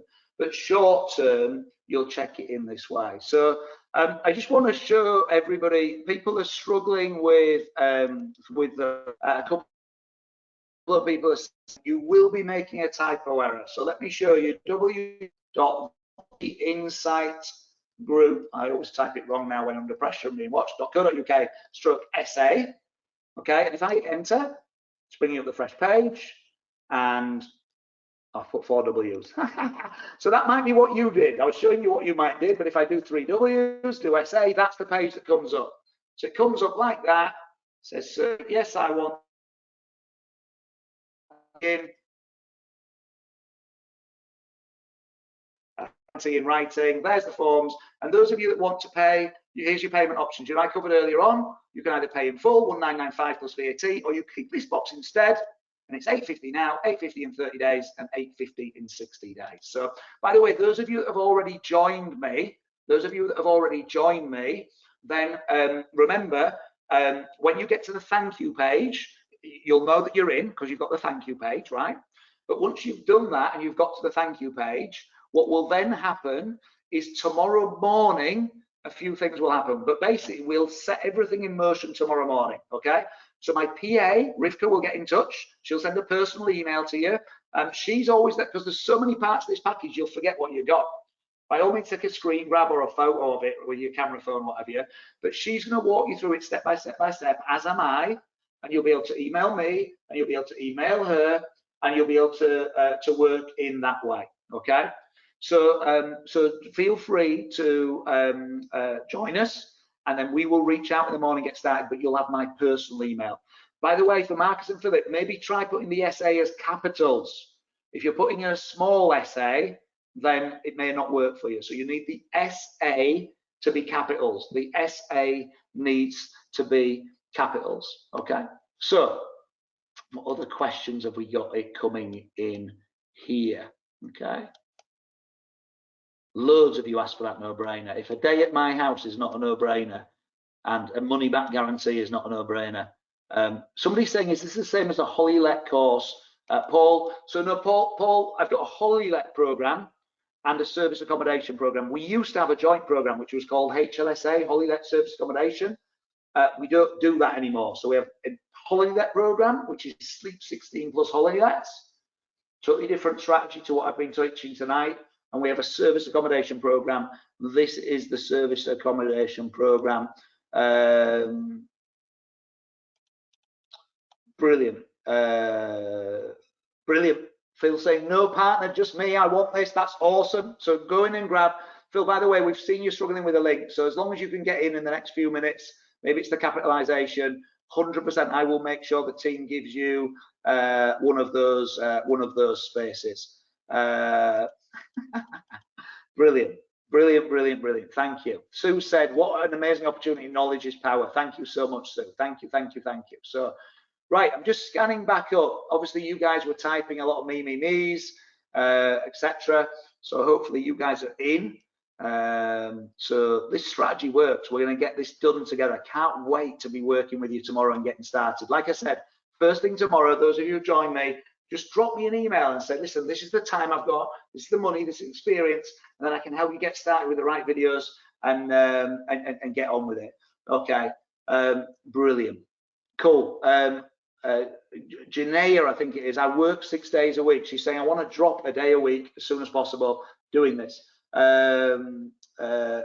Well, Janaea, let's get it done. You know, a day a week, I don't know what you earn per day, but often one property is enough for someone to drop a day a week. It depends what you're earning. So brilliant.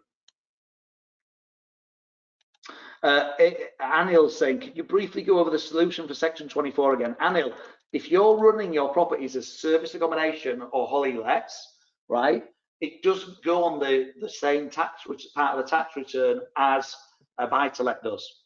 And it goes on the self-employed part of the tax return, and therefore section 24 does not apply. And also on top of that, you can claim capital allowances. Now, if you're doing these properties in a limited company, you don't pay section 24 tax anyway, but a limited company can still claim capital allowances. A limited company is still able to do this and claim capital allowances. I'm still scanning up past hundreds of people saying mentor. So I don't know how many of you joined us now, but really looking forward to working with you. Jim's saying, if I lend to an investor in order to earn interest, do I need to register with FCA? No. If it's just to earn interest, Jim, there's no FCA regulations covering that at all for you or the person borrowing the money from you. Again, I teach the deep dive on in the program on this, but no, if it's a joint venture where you're going to be 50-50 partners or 75-25, then there's certain things that need to be done. Again, as the lender, you definitely don't need to register with the FCA, and the borrower doesn't as well, as long as they're doing certain things in the right way. But we teach it all in the program. I don't have time to teach here, but we teach it all in the program. So McGilly's saying residential property equity increase, so it's an asset. I'd argue not, McGilly, because in the meantime, you have to pay the mortgage, you have to pay the bills, and what if it doesn't go up? So I get why you're saying it, right? But I want you to have assets that make you money regardless, make you money all the time, from cash flow as well as equity growth, as well as buying at discount, as well as being able to refinance them, right? And a residential doesn't always allow that, So, okay, cool. Someone said, Aaron, do I definitely get you personally answering all my questions? Yeah, so I answer every single email for the next 12 months. No one else, none of my team, me personally. You'll ask my PA Rivka about the event dates and the times of the events and where's this online, you know, all the basics of that she'll look after, right? But in terms of your property questions, I'm going to answer every single question personally. Okay. Sharon said, I thought it started at 8 o'clock. I've missed it. I'm really sorry, Sharon. No, we started at 6:30. It was a full event tonight. It wasn't a webinar, a full event tonight. So Eve saying, how do I get contracts on a regular basis for SA? It's in the training, Eve. Maybe you've joined the program already. I don't know. By the way, if you've joined the program, just type your name in. Let me know you've joined. Just say, I've joined. And then I can just start to get to know you before your emails tomorrow. But Eve, you're going to get that in the program. I'm going to teach you exactly how to do that. Philip's saying that 1% per month money makes so much sense for all parties. Exactly. Someone's only lending 6K, which is not a big risk. They're getting 1% a month. They love it. You're paying only 1% a month, 60 quid a month. You love it. Everybody wins. Everybody wins. So Diane says, just about to buy my first buy-to-let. So Diane, please get the training, right? Learning times action. It's great you're taking action. I love it. But let's make sure you're buying the right ones. Make sure you're putting your money in the right place. Someone's saying, Aaron, you've mentioned VIP a couple of times. How does that work? Well, my VIP program is for deadly serious people. You guys are serious, I get it, by the way. But that's a 2-year program with 15 days of live training and online training and 600 hours of online stuff, etc. It costs 15 grand. But if it's of interest, I'm not going to cover it now. This is all about the service accommodation masterclass. You've got everything on your screen in front of you need. But if you're interested in VIP, just message my team. Say, listen, can we get on the phone and talk about VIP? They can have a proper conversation with you about that. Someone's also said, I've just bought this package, but if I decide to switch to VIP, can I? Absolutely, you can. Speak to the team. As long as you do it in the next couple of weeks, you can net this. You know, if you do it in 6 months, you'll pay separately for VIP because you've already used it. But if you decide to switch in the next couple of weeks, speak to the team. We can net it off. No problem. So okay. So still scanning up to see these questions that have come in. So a couple of questions about buy-to-let mortgages. I kind of covered those, but in the online training, I'll teach you exactly what to say to your providers. so you're able to deal with it. If I buy a property where the capital allowance have already been claimed, can I claim them again when I buy it? That's coming from Jim. Great question.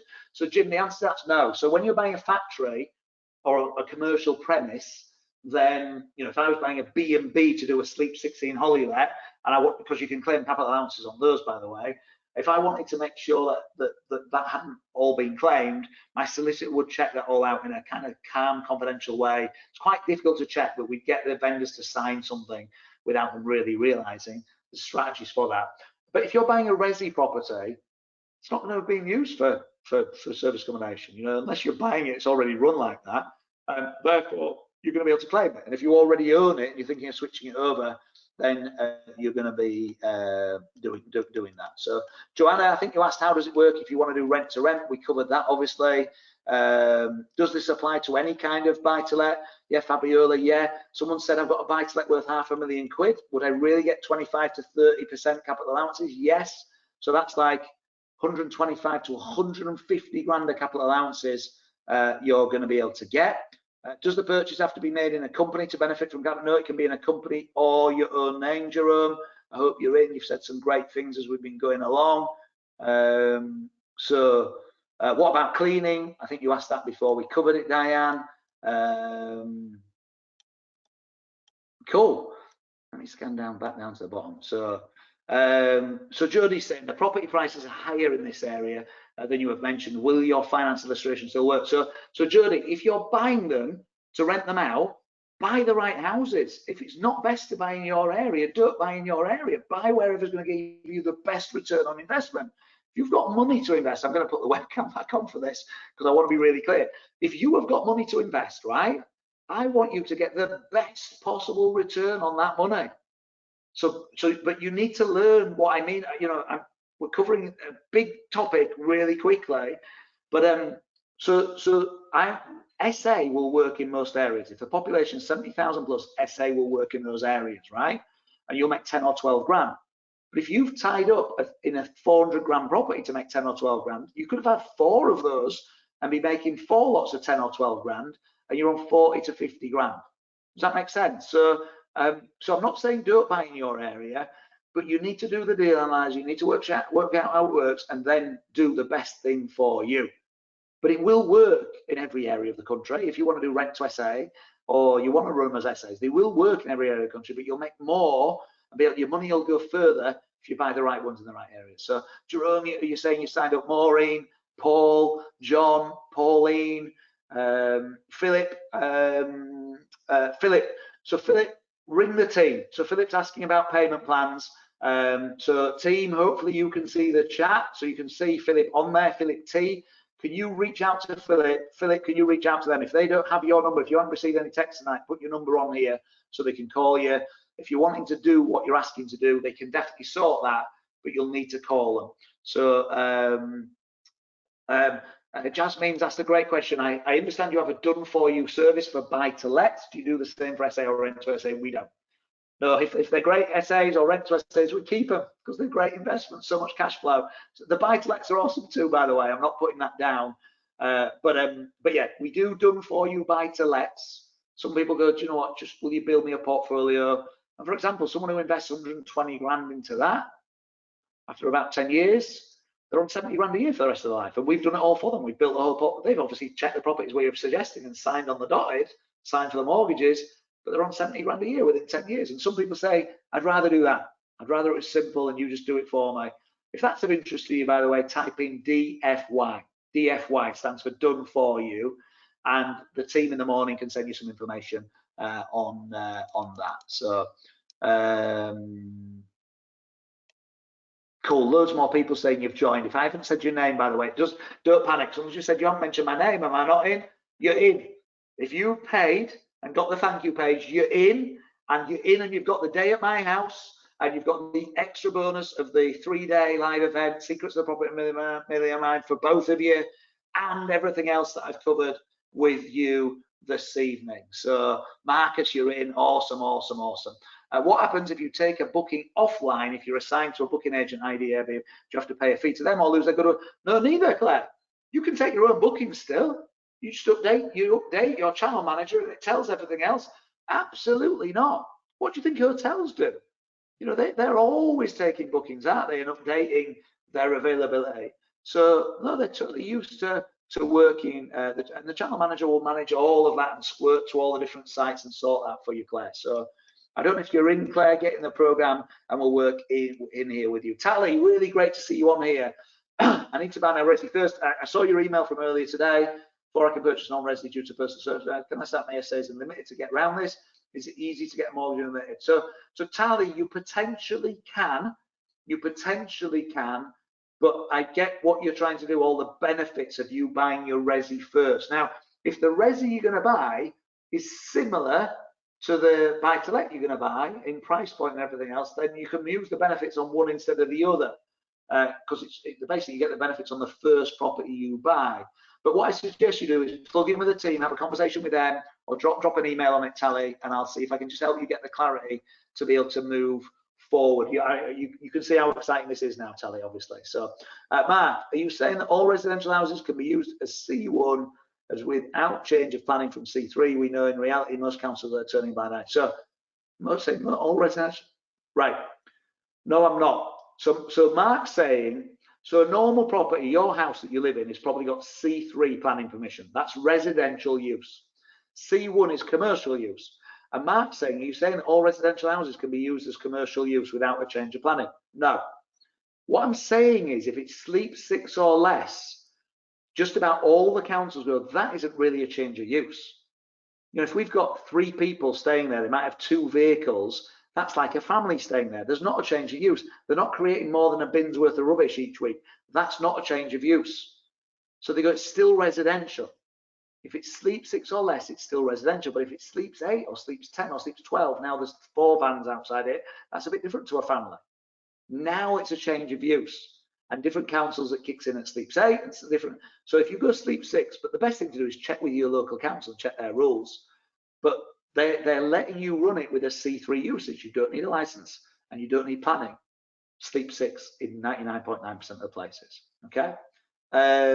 Please, by the way, don't attend this session that I've just done and go try and do this yourself.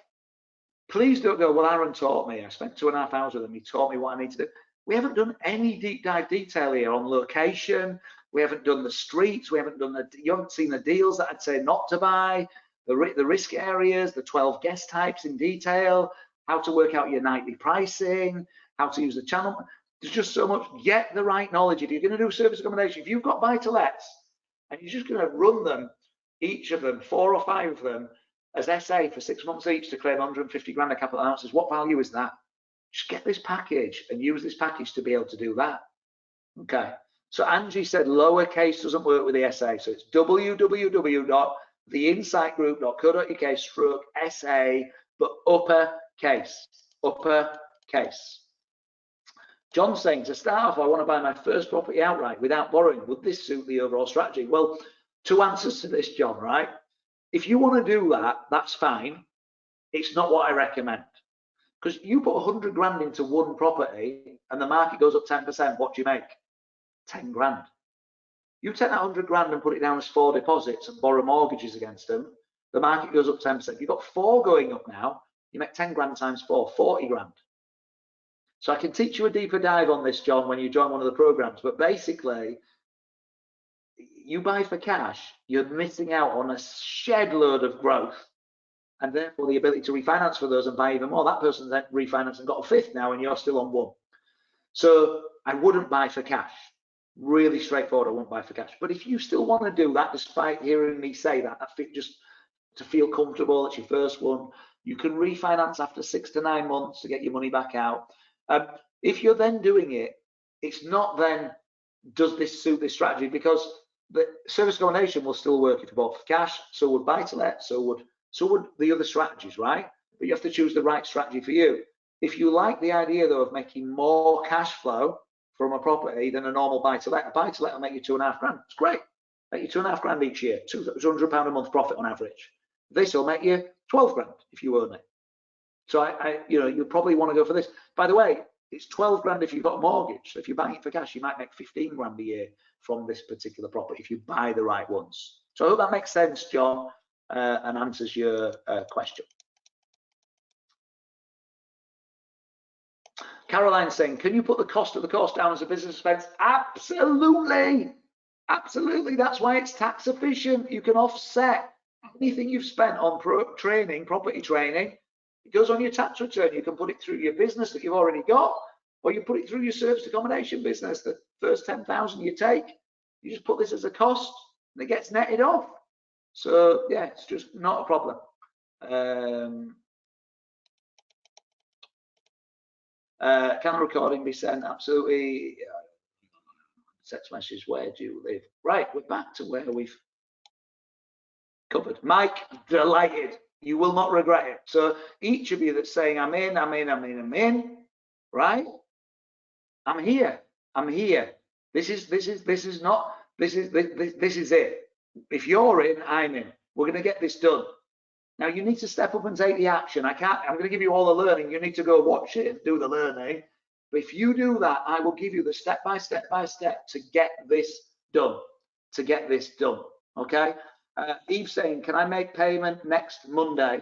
You absolutely can, Eve. So to be really clear, anyone that doesn't make payment tonight, you could do that with the team, no problem. You will not get what's on the screen. So, sorry, you will get everything that's on the screen. So the full offer. Let me drop the webcam down just so you can definitely see everything on the screen clearly.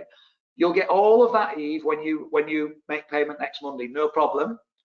However, you won't get the day at my house. Do you remember that extra offer? I'll just put it on the screen so you can see it. You won't get the extra day at my house, and you won't get the 2 extra tickets.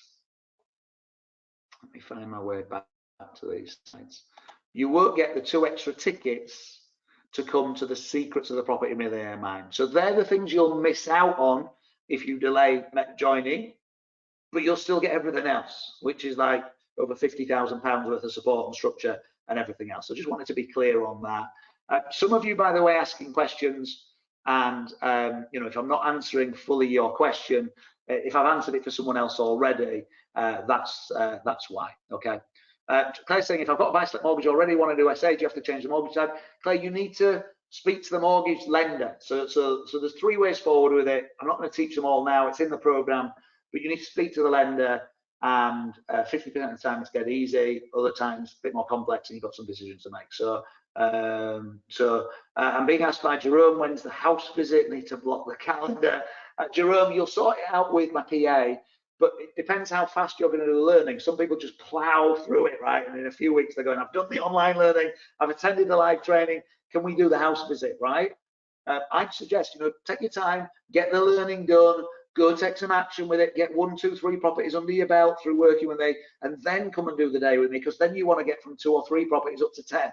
So there's not a panic here. We're not going to go timed out too late. You can do it when you're ready, but we do it once you've done the online stuff first and attended the live training, so we don't spend the time just on the basics that you're going to get at live training anyway. Savdar, you're saying not had a text message. Can you put your phone number in, and then the team can pick that up? Team, can you get on the chat and pick up Savdar's phone number if he puts it in, and then you can get in touch and go to work with Savdar from that point of view. So Savdar's put that in. I can't read it out, obviously, team, so I'll let you dive in and pick that up. And anybody else that's saying the same, just put your phone number in, and then the team will drop you a text, and you can get help from them. So team, if you can make sure you pick that up. So okay, I think that's more or less it. I think I've covered, you know, we've been here now for 3¼ hours. I need to rest this voice and just grab a quick bit of time with my wife before she needs to go to bed. But yeah, it's been a year.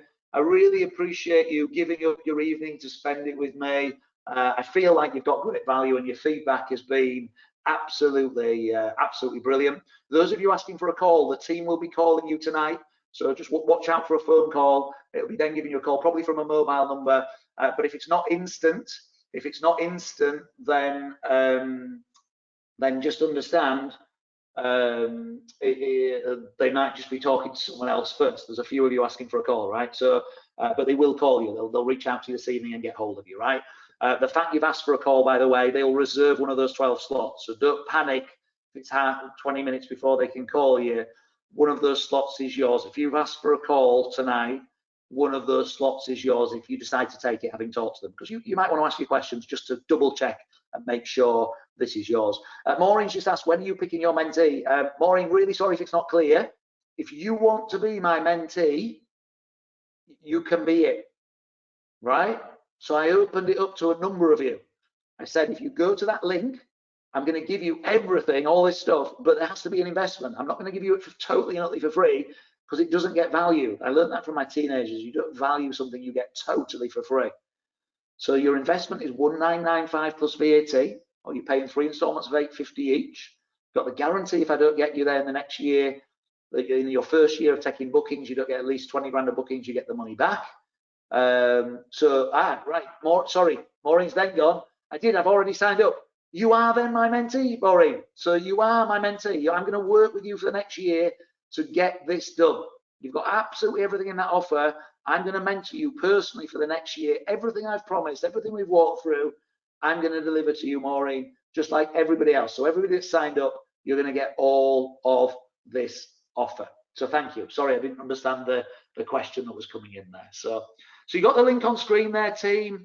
If you're a reflector, listen, you can join us tomorrow. You can join us the next day. You'll get everything on the screen. You just won't get the day at my house worth £5,000 plus at least. And you won't get the 2 extra tickets at the Secrets of the Property Millionaire Mind. It's still a phenomenal deal. So don't panic. And if you want to join in the next couple of days, that's fine. But if you want those as well, grab it right now. You've got, you know, as long as it's still up, you know, it's normally up until about midnight. At midnight, they'll take it down. You won't be able to grab the day at my house, okay? The screen will still be up. You'll still be able to buy the package, but you won't get the day at my house after midnight. So I'll leave it to you.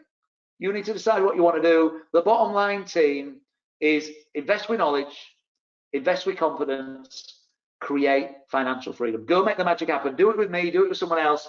Get the right learning, though. It's an asset. Invest in that asset, get the right learning, and then go invest and make yourself financially free.